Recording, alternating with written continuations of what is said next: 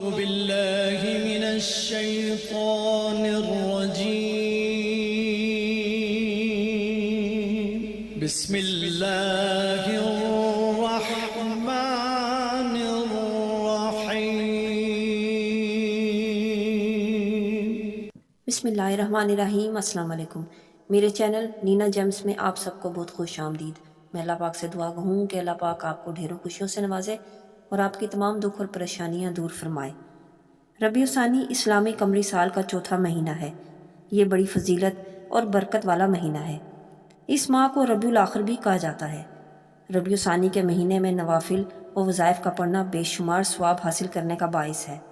اس ماہ کو ربیع الاخر کیوں کہا جاتا ہے اور اس کی وجہ کیا ہے؟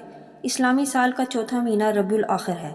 جب قمری مہینوں کے نام رکھے گئے تب ربیع الاخر کا مہینہ موسم بہار کے آخر میں پڑتا تھا، لہٰذا اسے ربیع الاخر کا نام دیا گیا۔ جس سے ہو سکے ربیع الثانی میں 3 روزے رکھ لے۔ ہمارے پیارے نبی صلی اللہ علیہ وسلم نے ہر مہینے کے ایام بیس کے نہ صرف روزے رکھنے کی ترغیب ارشاد فرمائی بلکہ اس پر اجر و ثواب کی بشارت بھی ذکر فرمائی۔ حضرت سیدنا عبداللہ ابن عباس رحمۃ اللہ علیہ سے روایت ہے، رسول اللہ صلی اللہ علیہ وسلم ایام بیس کے روزے نہ چھوڑتے تھے، چاہے گھر میں ہوتے یا سفر میں۔ مشہور مفسر حضرت مفتی احمد یار خان نعیمی رحمۃ اللہ علیہ اس کی شرح میں فرماتے ہیں، چاند کی 13ویں، 14ویں، 15ویں راتیں بیس کی ہیں۔ انہیں ایام بیس یا تو اس لیے کہتے ہیں کہ ان کی راتیں اجیالی ہوتی ہیں، یا اس لیے کہ ان کے روزے دنوں کے نورانی اور اجالا کرتے ہیں، اور یا اس لیے کہ حضرت سیدنا آدم علیہ السلام کے اعضاء جنت سے آ کر سیاہ پڑ گئے تھے۔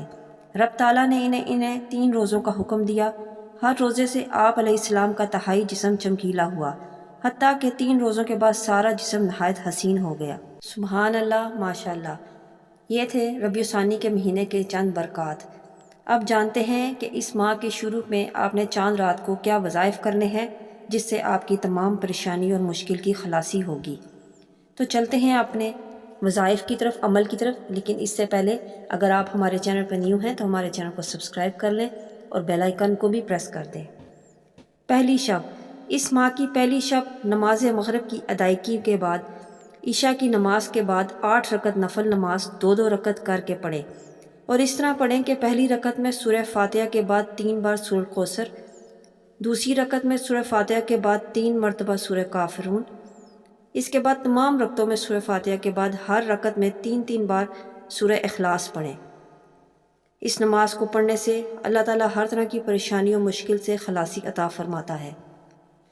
میں امید کرتی ہوں کہ میرے اس بتائے ہوئے عمل سے آپ بھرپور فائدہ اٹھائیں گے۔ ویڈیو پسند آئی ہے تو لائک اور شیئر کیجیے اور اپنی قیمتی رائے کا اظہار کمنٹس میں ضرور دیں۔ ملتے ہیں نیکسٹ ویڈیو میں ایک نیو ٹاپک کے ساتھ، تب تک اللہ حافظ۔